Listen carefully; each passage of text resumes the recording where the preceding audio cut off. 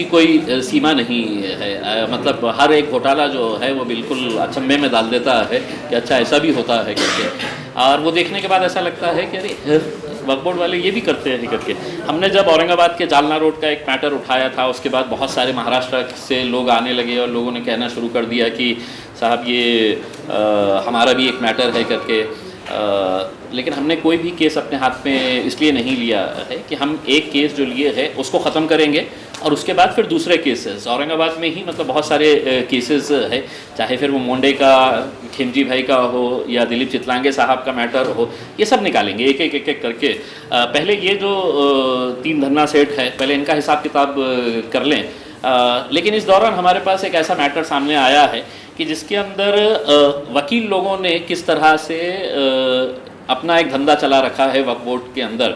तो एक उस्मानाबाद के एक वकील साहब है, उन्होंने बोगस एनओसीज इशू करने का उन्होंने मेरे हिसाब से उनका धंधा चलता था। बड़े सीनियर वकील है, मुझे बताया गया है, मैं पहचानता नहीं हूँ। लेकिन एक ज़मीन है बदलापुर जामा मस्जिद ट्रस्ट की, वो ज़मीन वहाँ के ट्रस्टियों ने, वहाँ के जो भी मैनेजमेंट कमेटी है, बेचारे एक वहाँ के डॉक्टर है, वो डॉक्टर को बेच डाली। 1 करोड़ रुपये से ज़्यादा पैसा उन लोगों ने ले लिया और उनको यही बोला कि हम आपको एनओसी दिला देते हैं, एनओसी मिल जाएंगी, आपके नाम पे ट्रांसफ़र हो जाएगा। वो डॉक्टर ने पैसा दे दिया उनको इस यकीन के ऊपर कि चलो आज नहीं तो कल मिल जाएगी करके। पैसा लेने के बाद है तो फिर वो लोग हाँ आज नहीं मिल रही है, अभी बोर्ड नहीं है, अभी वकील नहीं है, ये नहीं है, वो नहीं है करके उसको टरकाते गए। आखिर में उसको बोले कि तुम जाओ औरंगाबाद को और तुम जाके है तो वो एनओसी के लिए तुम कोशिश करो करके। वो डॉक्टर यहाँ पर आया। तो यहाँ पर वक्फ बोर्ड के अंदर कुछ वकील घूमते हैं, उसमें कुछ दुकानदार होते हैं जो गिराक ढूंढते रहते हैं कि कोई आया है क्या, बकरा कटता है क्या करके। तो वैसे ही डॉक्टर साहब को एक वकील साहब मिले और बोले तुम्हारा क्या काम है करके। उन्होंने कहा कि मैंने ऐसी बदलापुर जामा मस्जिद ट्रस्ट की ज़मीन ख़रीदा हूँ और मुझे लेकिन एनओसी नहीं मिल रही है, तो वो एनओसी चाहिए करके। उन्होंने कहा कि एनओसी तुमको मिलेंगी नहीं करके सीधे रास्ते से, तो मेरे पास आओ मैं तुमको बताता हूँ करके। फिर उन्होंने उनको रास्ता बताया और कहा कि 15 लाख रुपए तुमको देना पड़ेगा, मैं एनओसी निकाल कर दूंगा करके। वो बात उनकी कुछ सौदेबाजी हुई और फिर उन्होंने 9 लाख रुपए के अंदर सेटल किया। उस दौरान उन्होंने कहा कि आपको पैसे जल्दी देना पड़ेगा क्योंकि मेरी ऊपर पूरी बात हो गई है। तो उन्होंने कहा कि भाई डॉक्टर साहब ने कि मैं बदलापुर से उस्मानाबाद इतना पैसा कैसे लेकर आऊँ, कोरोना के अंदर चेकिंग हो रही है, ये है वो है करके। तो वकील साहब इतने उतावले थे बेचारे, उन्होंने कहा कि एक काम करो आरटीजीएस कर डालो करके। और उन्होंने आरटीजीएस से 9 लाख रुपये अपने अकाउंट के अंदर ट्रांसफ़र कर लिया और ये एनओसी इशू कर दी।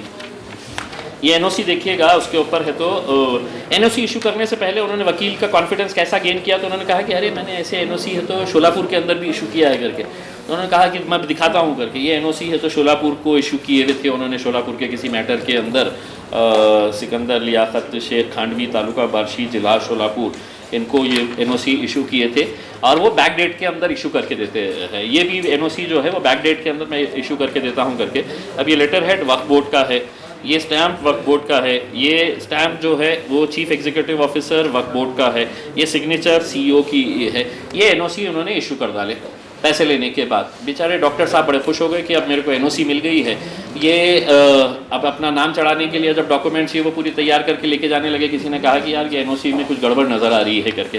उन्होंने आरटीआई डाला, तो आरटीआई के अंदर उनको जो जवाब मिला इसी एनओसी के ताल्लुक से 27 नवंबर 2020 को, नवंबर, दिसंबर, जनवरी, फरवरी, मार्च, तो 27 तारीख के दिन ये आरटीआई के ज़रिए वक्फ बोर्ड ने ही खुद लिख कर दिया कि ये जो एनओसी है हे कळविण्यात येते की हे पत्र खोटे व बनावटी असून त्याची प्रत या कार्यालयात नाही करके।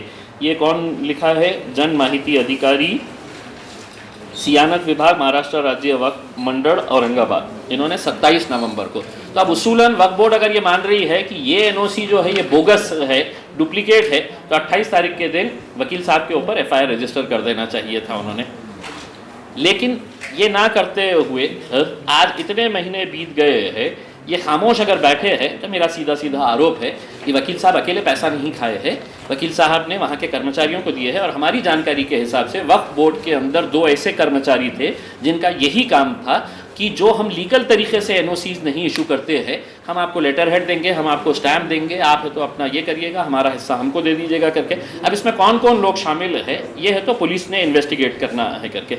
कल वक्फ बोर्ड की मीटिंग है मुंबई के इस्लाम जिमखाना के अंदर, ये मुद्दा हम उठाएंगे और वक्फ बोर्ड को ये मांग करेगा कि मतलब इनके वकील साहब के ऊपर एफआईआर रजिस्टर होना, ताकि पूरी चेन जो है वो समझ में आए, और ये भी समझ में आए कि वकील साहब ने ऐसे कितने एनओसीज इशू किए है करके। तो अगर ये वक्फ बोर्ड अगर आगे पीछे होता है इसके अंदर ये करने के लिए, तो हमने डॉक्टर साहब को कहा है कि आप अपने तौर के ऊपर, चूँकि आपका पैसा आपने 1 करोड़ से ज़्यादा है तो वो ज़मीन के लिए दिए है, जामा मस्जिद ट्रस्ट के ट्रस्टीज़ को दिए हैं, और आपने ये 9 लाख रुपये दिए हैं, तो आप अपने तौर के ऊपर भी FIR रजिस्टर कर सकते हैं। मैं समझता हूँ कि एक बहुत बड़ा रैकेट इसके अंदर से सामने आएगा, और इसमें कुछ वकील भी आएंगे, इसमें कुछ वक्फ बोर्ड के कर्मचारी भी आएंगे, ये स्टैम्प ये ओरिजिनल है या किसने बना कर दिया है, ये सब लोग अंदर जाएंगे, और इनको अंदर करने का हमारा मकसद है।